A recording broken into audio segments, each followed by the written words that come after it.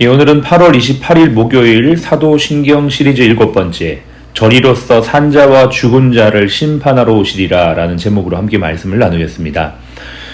우리 주님 예수님의 재림과 심판은 약속이자 최종적인 예언이며 모든 믿는 자의 소망입니다. 성경은 심판과 재림이 지체하지 않고 이루어질 것이다 라고 약속합니다. 히브리서 10장 37절에 잠시 잠깐 후면 오시리니 지체하지 아니하시리라. 예수님 오신 지 2000년이 지났지만 아직도 재림하고 있지 않으시니까 지체하는 거 아닌가요? 재림까지 생각하지 않아도 간절한 기도 제목이 응답되지 않을 때 지체되는 것 아닌가요? 라고 생각하는 분들이 계실 거예요. 심지어 재림이 없거나 기도 응답이 없다고 생각하는 사람들도 있습니다.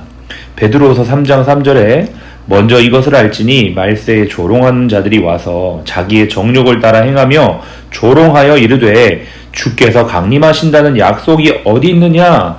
조상들이 잔 후로부터 만물이 처음 창조될 때와 같이 그냥 있다 하니 라고 이 베드로서 3장 3절에 당시의 성도들이 그렇게 말했다는 거예요.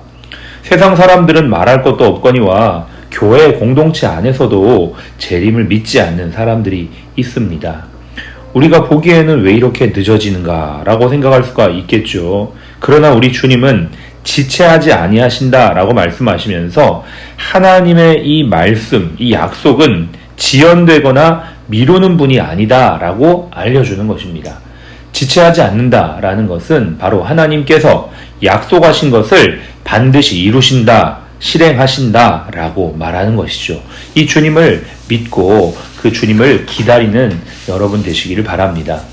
1992년도 대한민국을 떠들썩하게 했던 다미선교의 재림사건이 있어요. 매스컴을 통해서도 대서특필을 하고 방송국이며 신문이며 어마어마했던 기억이 있습니다. 그들은 1992년 10월 28일에 예수께서 재림하실 것이다 라고 주장했으며 집도 팔고 땅도 팔고 학교는 자퇴하며 직장은 사표를 썼습니다. 결국 예수님 재림하셨나요?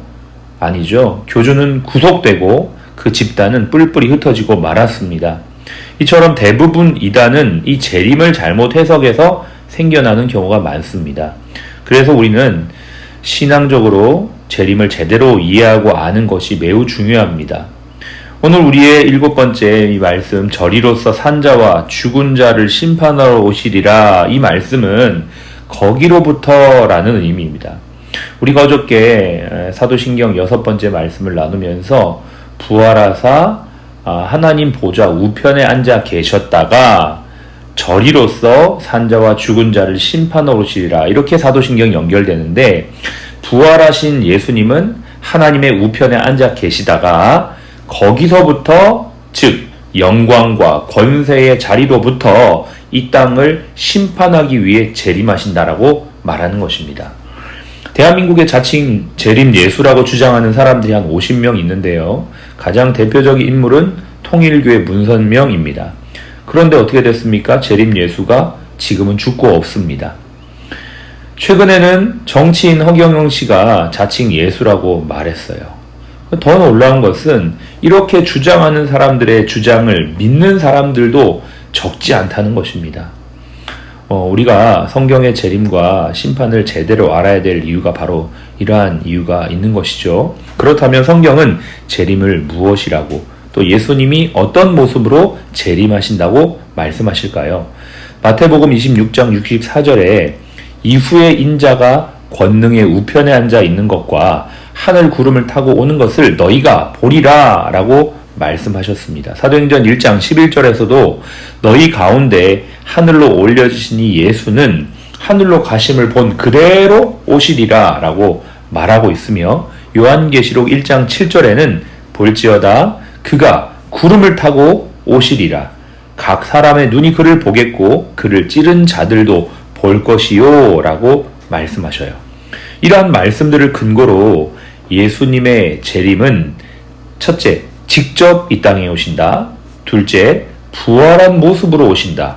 셋째, 공개적으로 모든 사람들이 볼 수 있도록 오신다. 넷째, 큰 권능과 영광 가운데 오신다라고 우리가 분명히 알 수가 있습니다. 예수님이 아직 안 오셨어요. 그런데 오실 재림의 때에는 이러한 모습으로 오신다라고 말씀하셨으니까 예수님이 재림하실 때 우리는 알고 준비하고 있다가 그 재림의 때를 기쁨으로 맞이할 수가 있는 것입니다. 예수님이 다시 오시는 이유는 무엇 때문입니까? 바로 심판 때문입니다. 2000년 전 처음 오셨을 때 그때는 인류를 구원하기 위해 오셨다면 이제 이후에 다시 오실 때는 인류를 심판하기 위해 오십니다. 디모데후서 4장 1절에 바울은 디모데에게 간절한 마음으로 말씀을 전파하라 라고 말하면서 이렇게 고백해요. 하나님 앞과 살아있는 자와 죽은 자를 심판하실 그리스도 예수 앞에서 라고 말하죠. 그분 앞에서 그 심판이 오기 전에 우리가 말씀을 힘껏 전하라 라고 지금 바울은 디모데에게 엄히 명하고 있는 것입니다. 이 말씀은 바울이 디모데에게 말한 말씀뿐만 아니라 우리 모두에게 말씀하신 말씀인 줄로 믿습니다. 또한 히브리서 9장 27절은 한 번 죽는 것은 사람에게 정해진 것이요 그 후에는 심판이 있다라고 말하고 있어요. 여러분, 만약에 운동 경기에서 심판이 없다면 그 시합이 어떻게 될까요? 정말 엉망진창이 됩니다. 룰도 없고 규칙도 없고 모든 것이 정말 엉망이 되는 것이죠. 우리 인생도 마찬가지입니다. 만약에 최종의 날 심판이 없다라면 그 심판이 없다고 믿는 사람들의 삶이 어떠할까요? 내가 주인이 되어 내 마음대로 살아가는 교만과 방탕, 게으름의 삶이 될 수밖에 없습니다. 그러므로 여러분, 우린 꼭 기억해야만 합니다. 모든 것에 최종 심판관이 계시고 그 심판관이 바로 우리 주님 예수님이다라는 사실을 기억해야 될 줄로 믿습니다. 사람이 죽는 순간 영과 육은 분리가 됩니다. 우리의 육체는 썩어서 없어지게 되고 예수를 이 땅 사는 동안 믿은 사람들의 영혼은 낙원으로 가서 천사와 같은 모습으로 존재합니다. 그러나 믿지 않는 사람의 영혼은 음부에 들어가서 고통을 당하게 됩니다.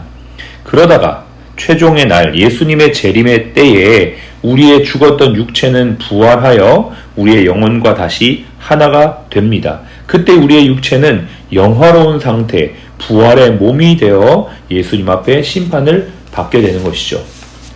오늘 우리가 읽었던 이 마태복음 25장에서는 예수를 믿은 사람과 믿지 않는 사람을 양과 염소로 비유하며 구분하듯이 이 믿는 사람과 믿지 않는 사람들의 심판이 이루어지는데 그때의 심판은 정말 하늘과 땅의 차이가 납니다. 그래서 우리가 살아있는 동안 예수님을 믿어야 하는 것이죠. 오늘 본문 25장 41절에 또 왼편에 있는 자들에게 이르되 저주를 받은 자들아 나를 떠나 마귀와 그 사자들을 위하여 예비된 영원한 불에 들어가라 라고 말씀하시면서 믿지 않는 자들의 심판이 이와 같다라고 말씀하고 있습니다. 너무나 잘 아시는 말씀, 성경을 쭉 짜면 한 구절이 나온다고 하는 그 말씀, 바로 요한복음 3장 16절이죠. 하나님이 세상을 이처럼 사랑하사 독생자를 주셨으니 이는 그를 믿는 자마다 멸망하지 않고 영생을 얻게 하려 하심이라 라고 말씀하시면서 17절은 부연적으로 더 자세하게 설명해 주십니다. 하나님이 그 아들을 세상에 보내신 것은 세상을 심판하러 하심이 아니요 그로 말미암아 세상이 구원을 받게 하려 하심이라. 그렇습니다. 이 땅에 하나님께서 예수님을 보내어 주신 것은 세상을 구원하기 위해 구원자로 예수님을 보내어 주셨습니다. 그리고 이제는 예수님이 재림하실 때까지 우리에게 주어진 이 기회 동안 우리는 구원을 받아야 되는 것이죠. 그리고 예수님의 재림의 때는 심판자로 오십니다. 그러므로 우리는 지금 예수님이 처음 오신 그 초림과 재림의 중간의 때를 살고 있는 것입니다. 그러므로 지금 우리는 구원의 주님을 만나야 하고 구원의 주님을 전해야 합니다. 바울도 엄히 명하며 이 말씀을 전파하라고 했던 이유가 바로 심판이 있기 때문이며 그 전에 우리가 이 예수님을 알고 제대로 믿어야 되기 때문입니다. 사는 동안 믿지 않는 사람들은 구원받을 준비를 해야 되고 믿는 자들은 재림과 심판을 준비하는 그러한 삶을 살아야 될 줄로 믿습니다. 요즘 시간이 참 빠르다는 걸 많이 느낍니다. 어느덧 목요일인데요. 우리가 이번 한 주 월요일 아침에 예배로 시작한 것이 정말 얼마 되지 않은 것 같은데 벌써 목요일이라니 정말 시간이 빠르다는 걸 새삼 느낍니다. 저는 혼자 아침에 기도할 때 거의 매일 이런 생각을 합니다. 나도 언젠간 주님의 심판대 앞에 서겠지. 하루하루가 지날수록 나는 더 주님의 심판대 앞에 가까이 가고 있는데 주님을 만나는 그때에 나는 주님께 어떠한 말씀을 들을 수 있을까? 잘했다. 착하고 충성된 종아. 정말 수고했다. 라는 평가를 들을 수 있을까? 라는 생각을 하면서 스스로 두렵고 떨리는 마음으로 하루하루 내게 주어진 삶을, 내게 주어진 일을 감당하려고 합니다. 아름다운 마음들이 모여서 라는 찬양이 있습니다. 그 2절의 가사에 보면 이 다음에 예수님을 만나면 우리 뭐라 말할까? 그때에는 부끄러움 없어야지 우리 서로 사랑해. 그렇습니다. 세상이 악하고 또 세상의 물결이 우리를 휩쓸어 가는 순간에도 우리가 그렇게 이 세상에 휩쓸려 가지 않고 버틸 수 있는 이유는 예수 그리스도의 심판과 재림이 있기 때문입니다.